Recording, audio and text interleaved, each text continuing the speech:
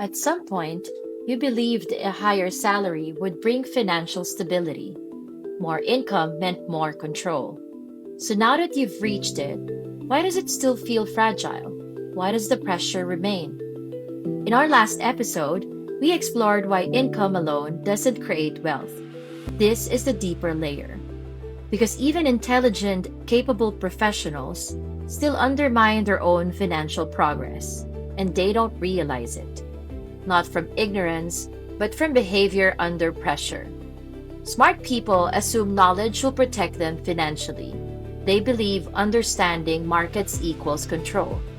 But financial mistakes don't happen during research. They happen during volatility.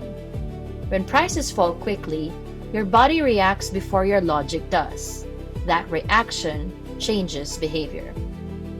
Heart rate increases, urgency builds, doing something suddenly feels necessary, and movement feels like control, even when stillness would have produced better outcomes. This is where smart investors lose discipline, not because they lack intelligence, but because tension rewrites decisions. Selling during fear feels responsible. Holding feels reckless. Buying after a surge feels safe. Waiting feels like missing out. Both reactions feel rational in the moment. Both often damage long-term wealth. Behavioral finance maps these patterns clearly. It explains the gap between knowing and doing. Loss aversion magnifies small declines into emotional threats. Your brain treats them like danger. Recency bias narrows your perspective. It convinces you today's trends defines tomorrow. Confirmation bias filters information quietly. You start seeing only what supports your fear or excitement. These are not signs of low intelligence. They are universal human defaults. And without structure, those defaults drive financial decisions. Now here's the uncomfortable part. Success creates its own traps. When portfolios rises, confidence expands faster than caution. Risk feels manageable. Diversification starts to look unnecessary. Concentration begins to look smart. Overconfidence doesn't feel emotional. It feels earned. Until markets reverse and exposure becomes visible, this is the cycle most professionals repeat. Fear during downturns, ego during upturns. Both create expensive decisions, and both feel justified at the time. Smart investors don't eliminate emotion. They design around it.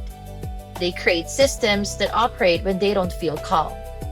Automatic contributions remove negotiation from stressful moments.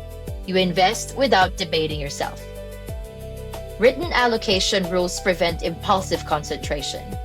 They protect you from chasing performance. Scheduled reviews move decisions into calm environments.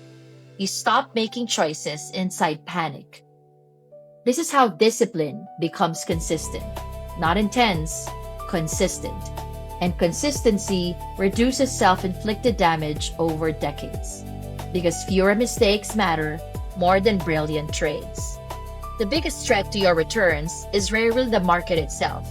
It's your reaction to it. Most financial setbacks are behavioral, not informational. The difference between wealth and stagnation isn't brilliance.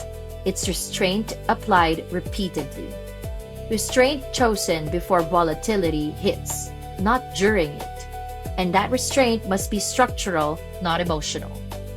If you recognize yourself in these patterns, that's not weakness, that's awareness. And awareness is the first advantage you can build. Because behavior changes before wealth does.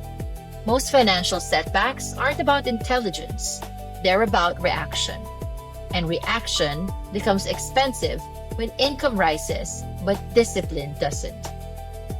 In our next episode, we'll break down lifestyle inflation and why progress can look real while wealth quietly stalls. Subscribe if you're serious about building wealth intentionally, not just increasing income.